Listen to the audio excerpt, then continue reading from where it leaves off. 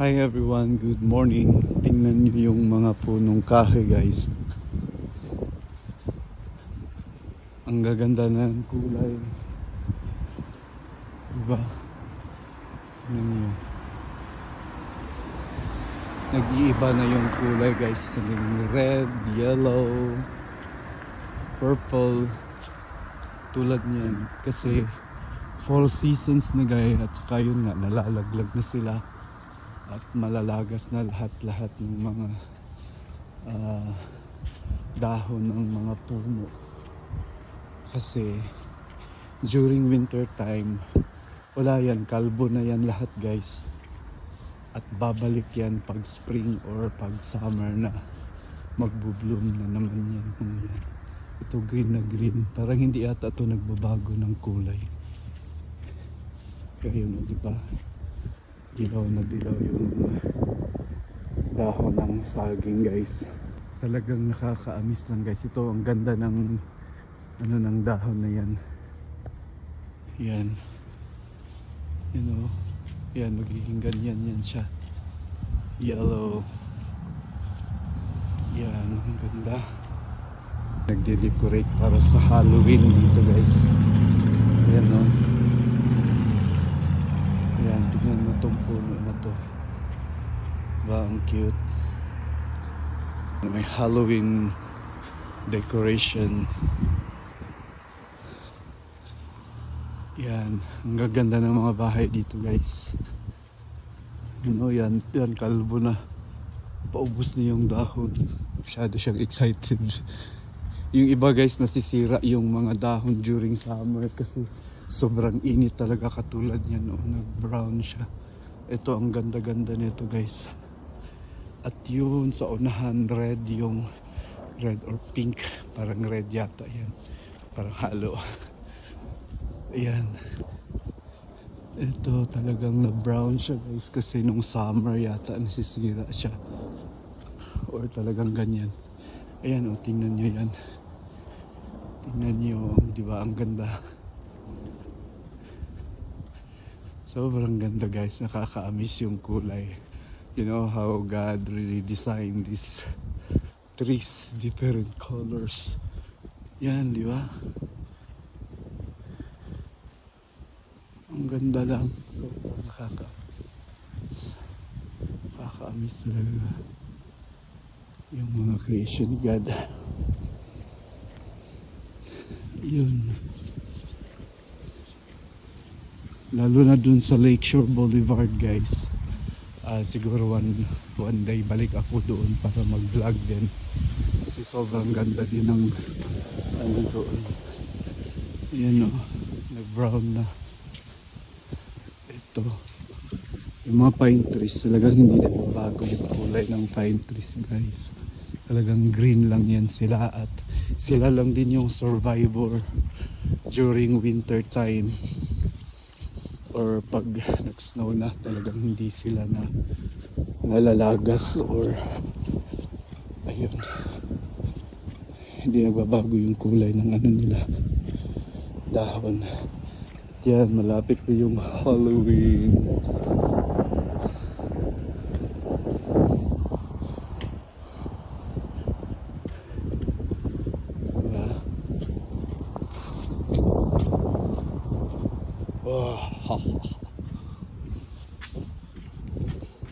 Ang daming ano dito guys, mga bungo. Ganito dito pag Halloween, nagde-decorate talaga sila. Ito ang gaganda ng mga bahay dito guys. At ayun pa dun yung mga puno.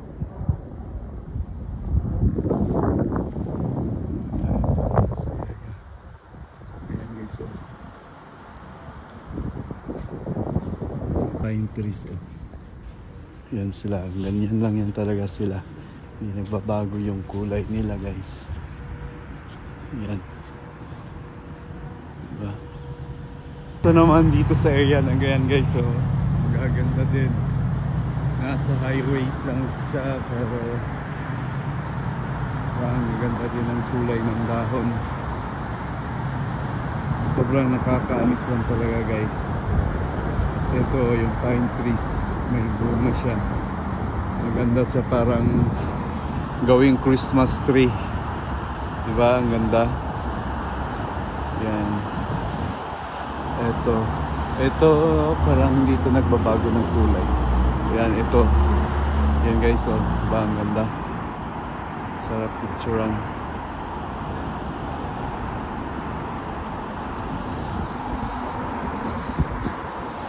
Ang dami dito guys. Yan oh.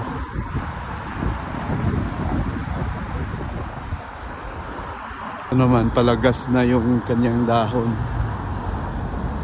Ito din. Yan. Siguro next month wala na, ubos niyan. Ito din, sobrang ganda din ito guys. So,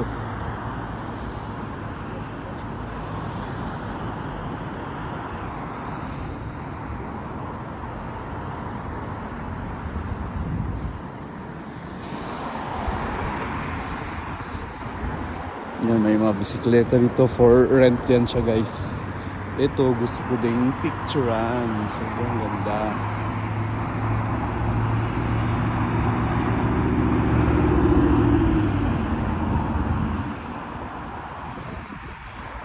Yan guys, malapit na ako sa pagupitan.